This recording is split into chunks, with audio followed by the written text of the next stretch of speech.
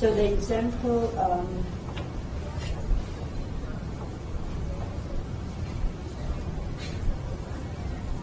is, and I actually didn't find this example in the book. I don't know where I got it. So, but I have all the conditions over here. So we have a single edge sample with width of W and have external load sigma. So the crack length is A. So we have W is equal to 10 centimeter. The Young's modulus I know is 210 gigapascal. The load applied is 100 megapascal. So in this case, I know that for the material, for this sample, what the resistant curve relationship between the resistant and the A, that is minus 36 times A squared plus 36 times A minus 38. So that clearly is curve feature, right? So that's a nice second order polynomial. So now for this sample, K1 is sigma square root of IA times that A over W. And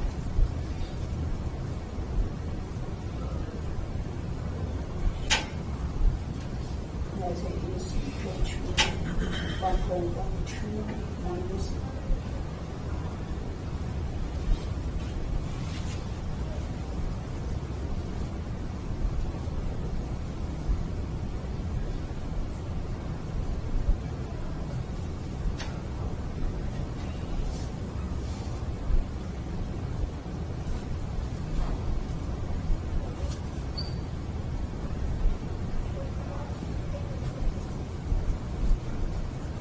So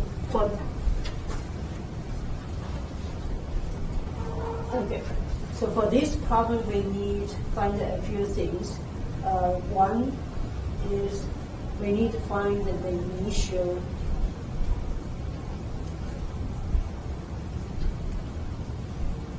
crack length equal to A0 under the load of sigma equal to 100 megapascal. And two is, so obviously under this load, the crack will propagate, but probably will not have the unstable crack propagation. So the follow-on question is, what is the maximum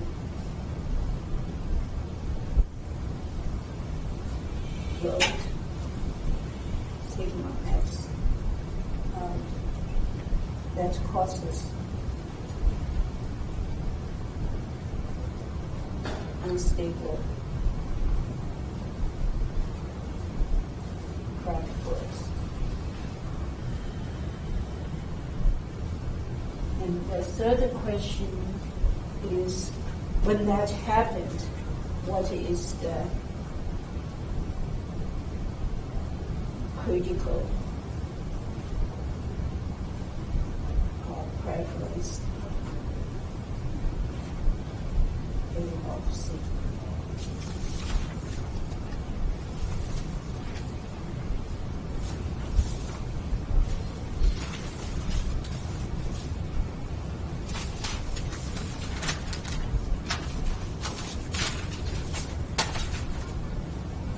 Okay. How do we approach these?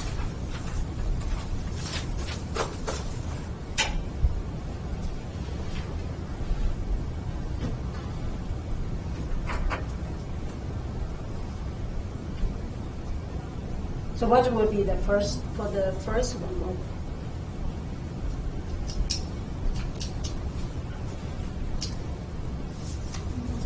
omega 3? Ratio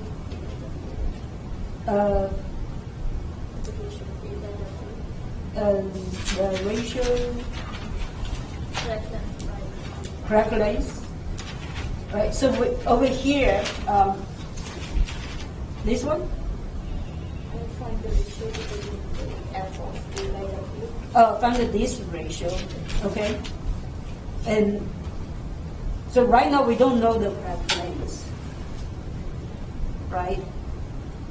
So basically, if I'm going to solve for this, what is the criterion I have? I need an equation first, right? Because in this case, it's not whether I check whether it's propagating or not.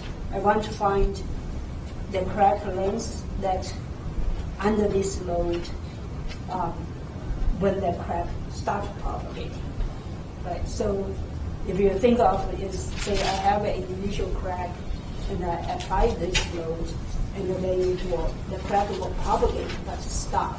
At that point, is that crack length I need to find out.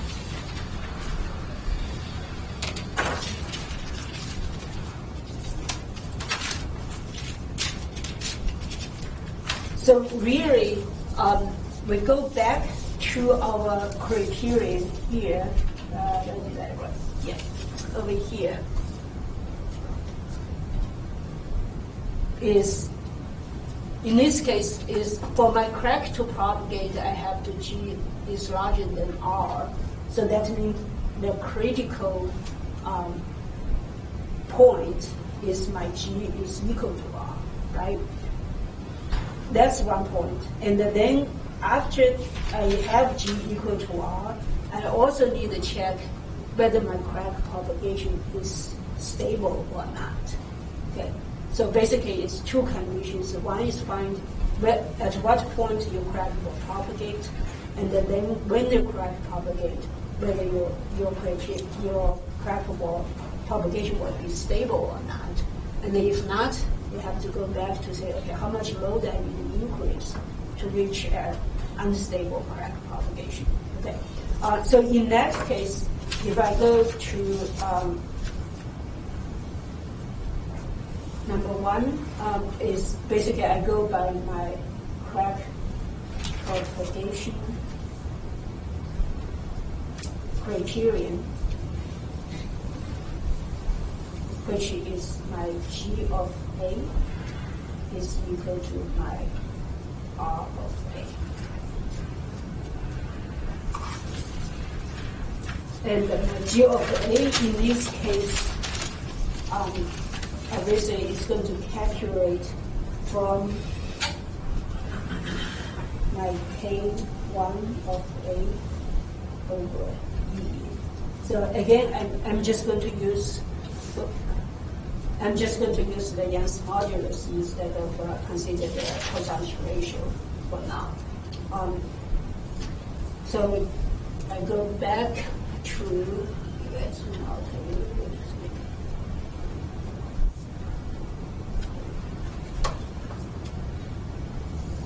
okay. So my equation is given, K1 is given here, so I have my sigma square root of pi A F A of W over my S modulus. So that's a function of A. And then my RA is also a function of A. So what that means is from here, essentially, is my G of A minus R of A should be equal to 0. Right? So if I plot G of A in a curve and R and A in a curve, then they will intersect with each other. So that, in this case, the easiest way probably is to resort to either MATLAB or Excel file to plot those two and then to see where they intersect. So I have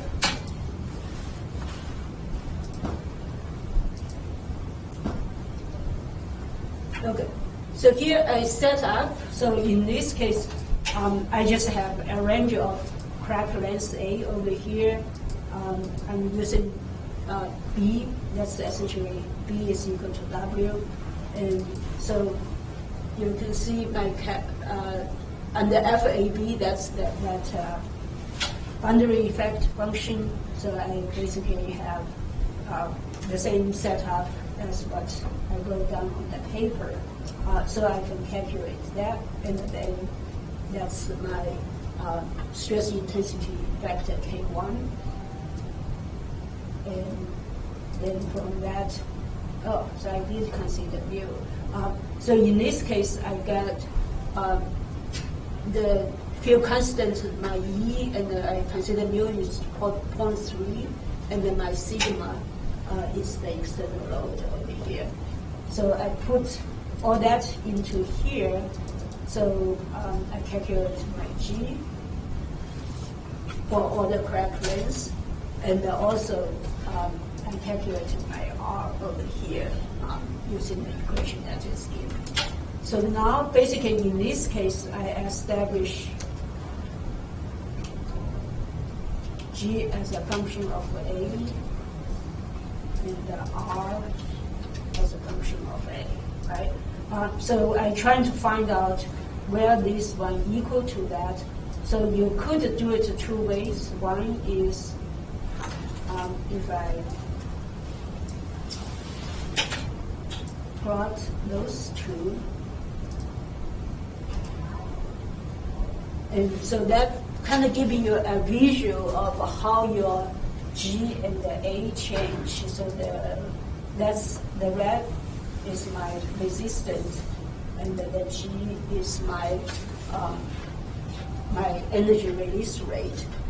So you can see that the G is increased slower, and the R is increased larger, and they intersect at that point. So that's probably around 0.18. If you want to be more precise, you can calculate the GA minus RA. So in this case, if I plot that out,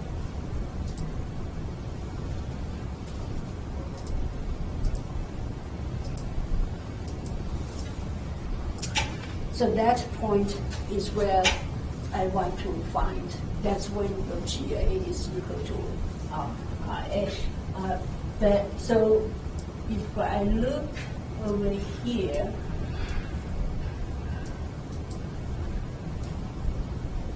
so if I look at this number and that number, how to mark it? So it's between 0.16 and 0.018, 60 millimeter to 80 millimeter. My G minus R has basically crossed zero. So that means that initial length is somewhere in between, right? So I can use that kind of interpolation, or you could change this variable to see if you get that. Or in MATLAB, you can actually have a function to solve for that. But in this case, I think I'm close enough so that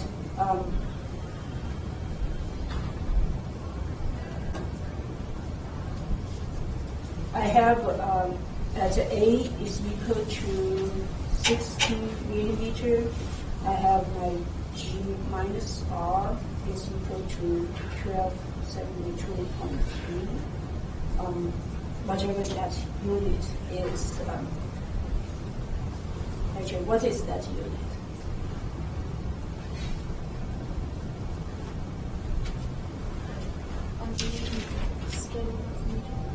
It should be square root of meter, right? Because this is K1 is megapascal times square root meter, and the E is megapascal. And so at so A1, A2, and A2 equal to 18 millimeter. My G minus R is equal to minus 1973.7. So basically, the curve loop line. So this is G minus R, and this is A. That's 16. And then that's 18. Oppose. 1 and 2. So in this case, I can just do an interpolation to find my A0 over here. And that is, so my A0 will be equal to my A1 minus, so my slope is my A2 minus A1.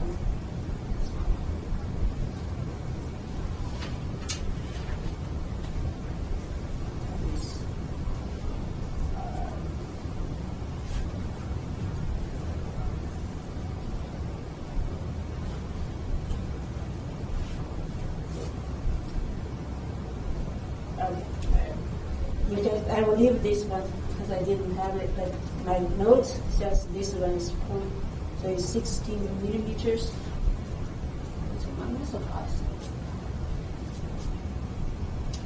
Minus 0.018 should be plus, divided by 19.7 minus 12.3 times.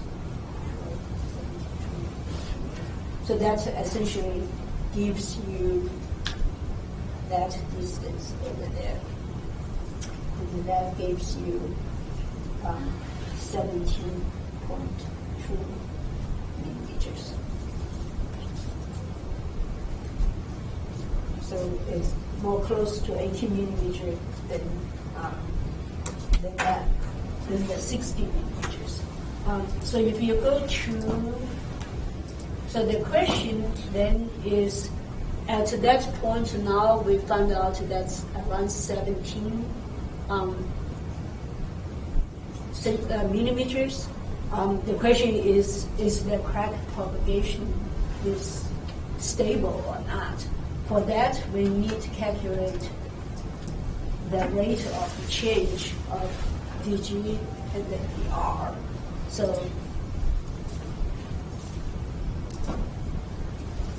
that graph is not actually changing linearly, right? which one? The graph that we do live with the linear interpolation, that's not actually linear, right? Yeah, but between those 2 points is. Those are linear? Exactly. Between those 2 points, if I zoom in, that's this graph, right?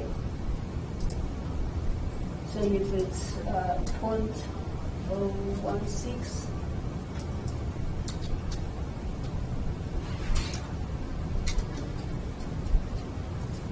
right?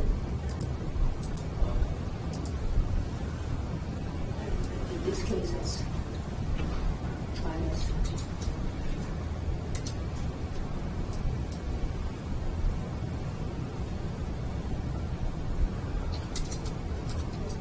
Well, right now I only calculate at this point and that point, and I connect it. But if you go, even if you extend a little bit more, say I go 14 to 20, right? So that I have 3 points. Should how do you add a point?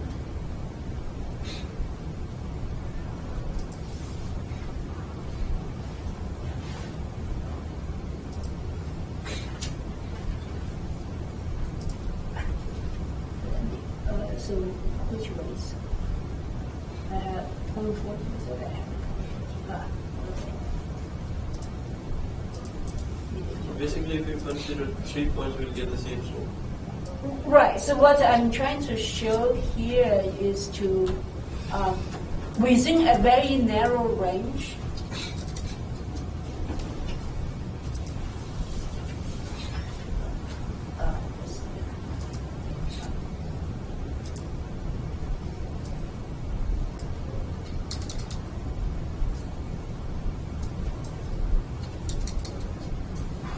okay, so that shows up. See, I have 4 points over here, and then they are still pretty linear, right? So that linear approximation is good enough. If you are not comfortable with doing the linear, so there are two ways. One is you add more points in between and to see if it's linear, or you use MATLAB to solve for that.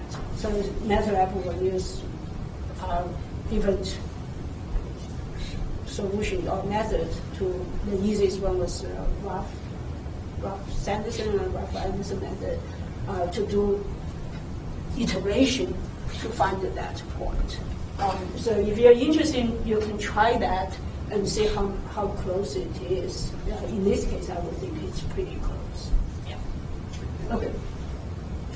All right. So the next step is we need to check the crack growth stability. For that, we need to calculate the rate of change of the energy release rate.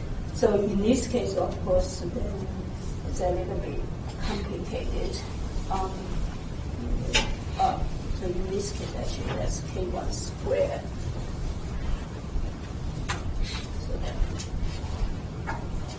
So the equation over here will be like a Pascal times the solution. So for that one, so it will be high. Okay. So from that, of course, you just plug in this. You have sigma squared times pi a times f squared of a over w over e prime. So if you do your derivative on that, this equation is known. So you get sigma squared pi over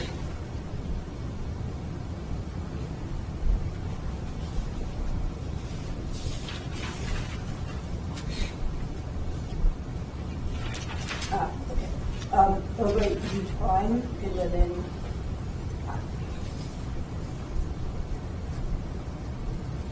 and so you take f squared over e squared d over dA. And so you can solve for that. The same thing is with dr over dA. So this gets a little bit long, but you can. It's nothing complicated because in this case that is polynomial. This way. So dr is even simpler, so that gives you 6 times a plus 6. So what you can do is once you have that, you go over here and you plot out what's your dg as a function of a and the dr as a function of a. So if I plot that out, these graphs.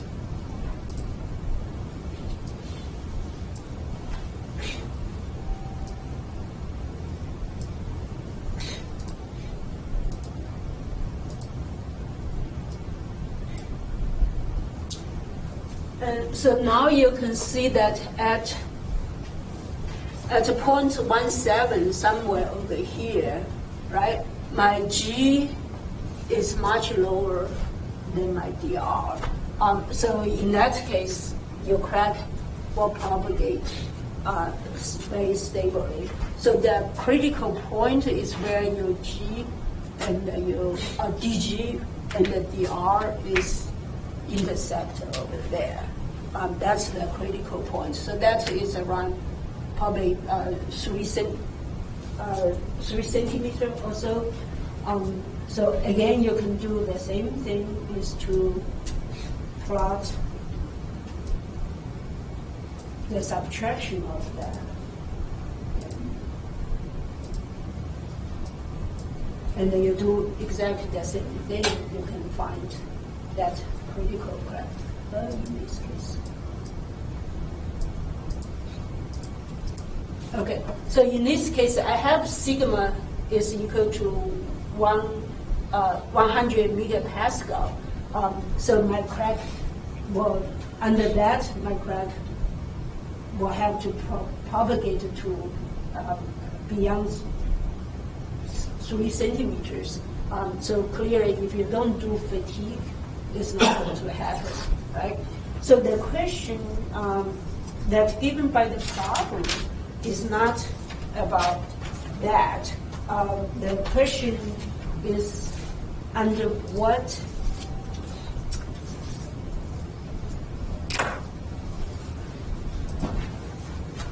the question is what is the maximum load, sigma max, that causes the unstable crack growth. So what you can do is, in this case, actually, is to take these, and then I can start to increase. Oops, sorry. And I start to increase my sigma, and until these two. So now to change to a different graph. So I can look over here, or another way is more visual, is I can plot these just like what we have plotted before. Okay.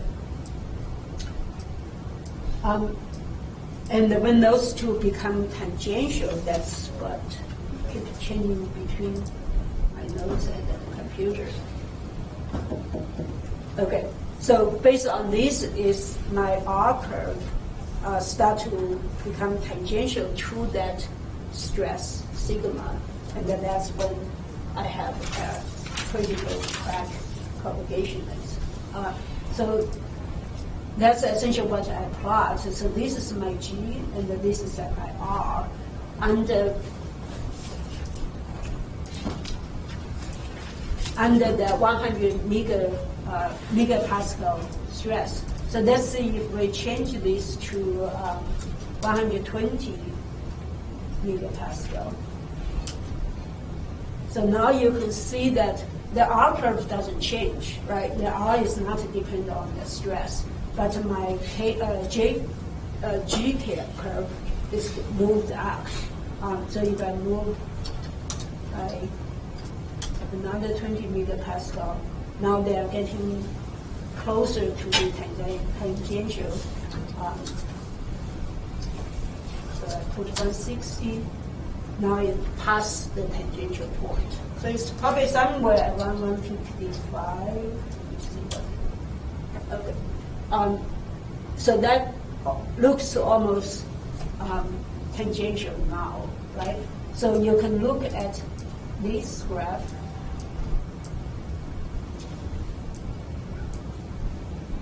So that's where I start to say, okay, at that point is when my crack propagation will become unstable. So, and then the same thing over here. So it's all around 25 centimeters. So from here, so you basically solve for this.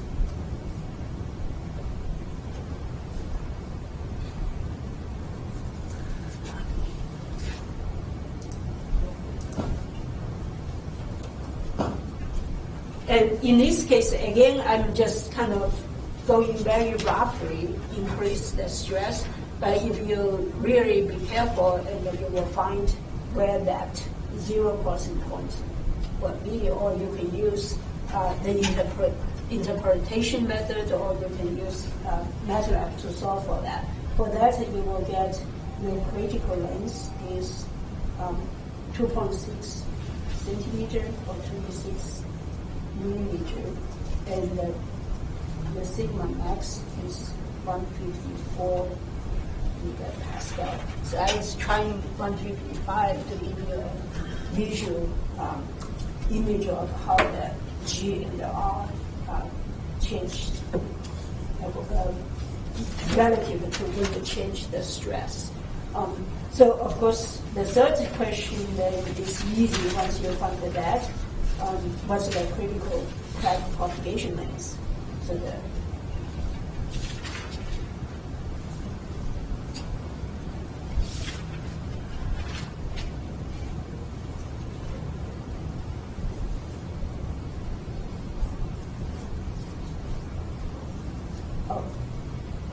the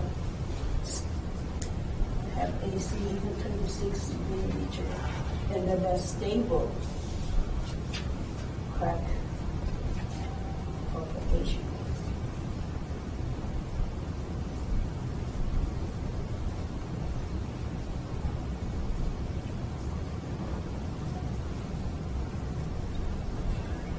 And then that could take 8.7 millimeters. That should be a